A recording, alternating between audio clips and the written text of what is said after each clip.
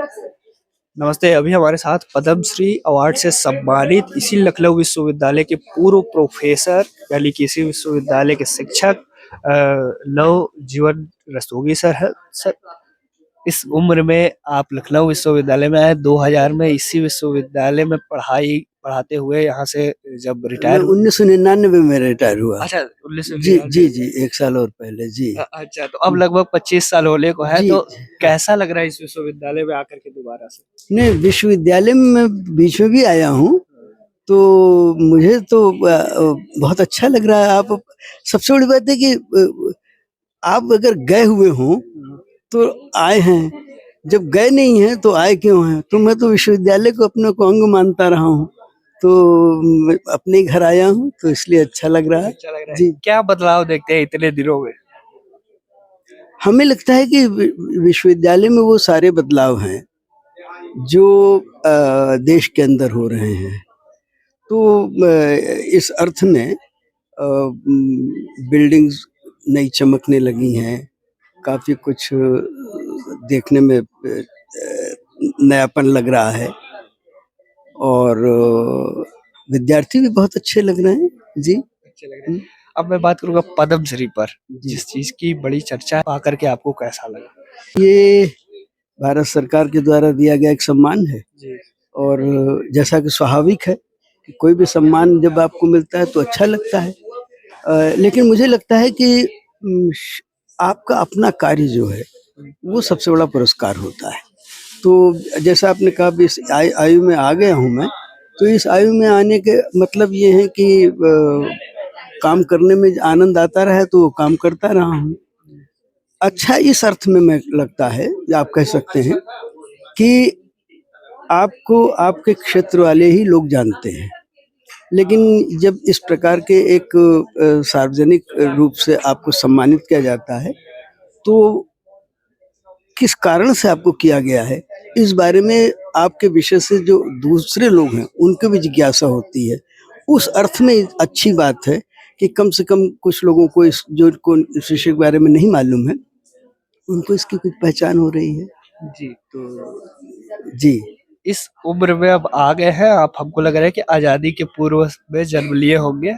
आपका उम्र 85 वर्ष जी के। जी जी हाँ, मैं 85वां चल रहा है मेरा, और निश्चित रूप से स्वतंत्रता के पहले आने के पहले मेरा जन्म हुआ है।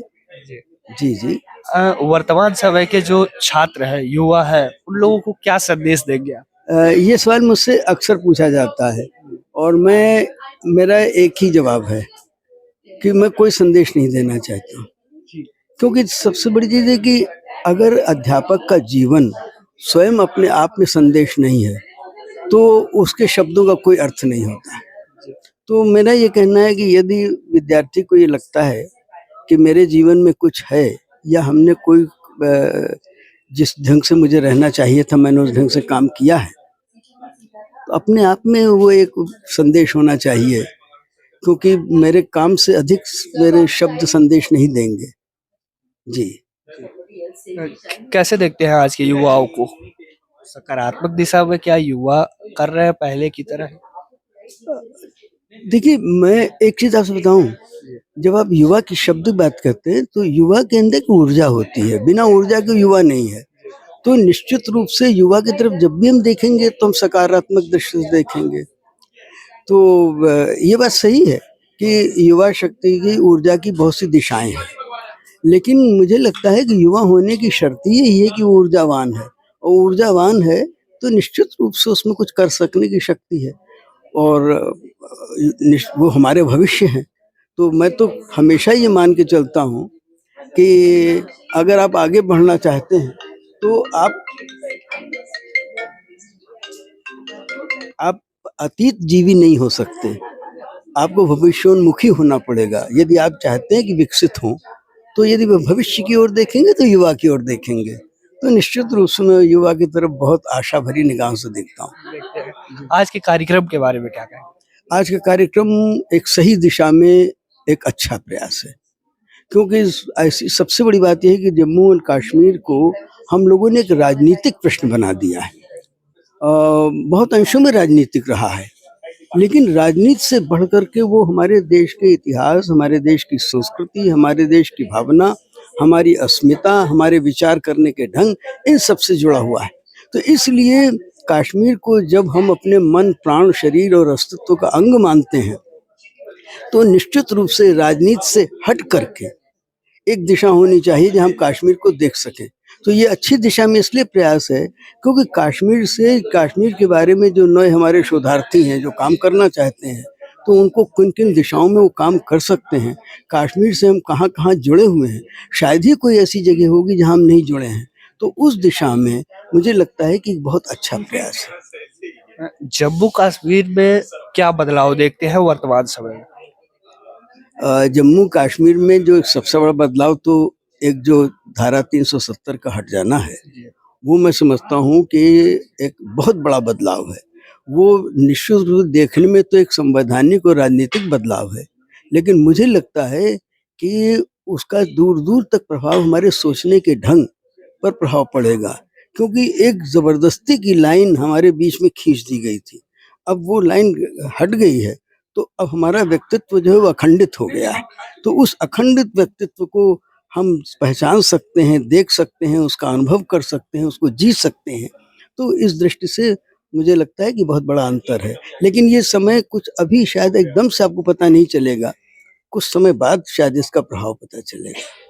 जम्मू कश्मीर में विकास कैसे देखते हैं? चूंकि वो कहा जाता है कि वो ऐसा जगह है जिसको और हिंदुस्तान कहता है हमारा है, पाकिस्तान कभी कभी कहता है कि हमारा है, उसको लेकर के विकास वहां पर रुकी हुई थी, उसको विकास के देखिए, रूप में कैसे देखते आपने प्रश्न को राजनीतिक, जब जो कहते हैं कि जम्मू कश्मीर हमारा नहीं है या हमारा, ये प्रश्न तो राजनीतिक है। हैं?